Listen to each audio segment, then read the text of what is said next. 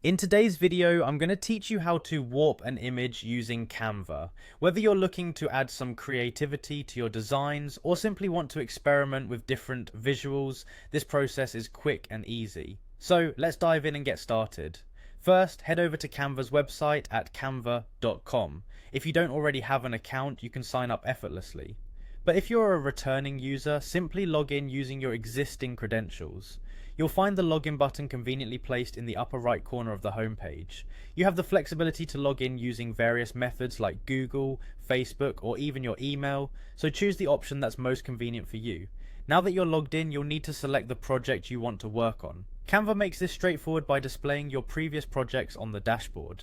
If you're working on something new, just create a new project by choosing the format that best suits your end goal.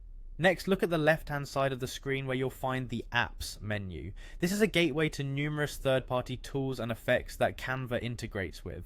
In this menu, search for Liquify. This tool allows you to warp images in various creative ways. Once you've found the Liquify option, click on it to open. The window that pops up will offer multiple effects that you can apply to your image. Options such as flow or melt enable you to give your images a unique, distorted appearance, perfect for creating surreal and artistic visuals. After selecting an effect, it's time to fine-tune it. You'll be prompted to adjust the intensity and the area of the effect.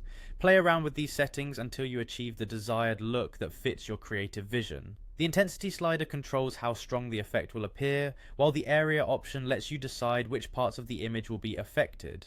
Take a few moments to experiment with these settings until you find the perfect balance. Once you've made your adjustments and are satisfied with the changes, click Apply to save them to your project. This will incorporate the effect directly into your design, allowing you to proceed with any additional edits or to finalize your project.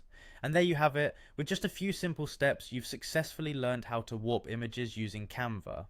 Feel free to explore other tools and effects within Canva to see how they can enhance your projects even further.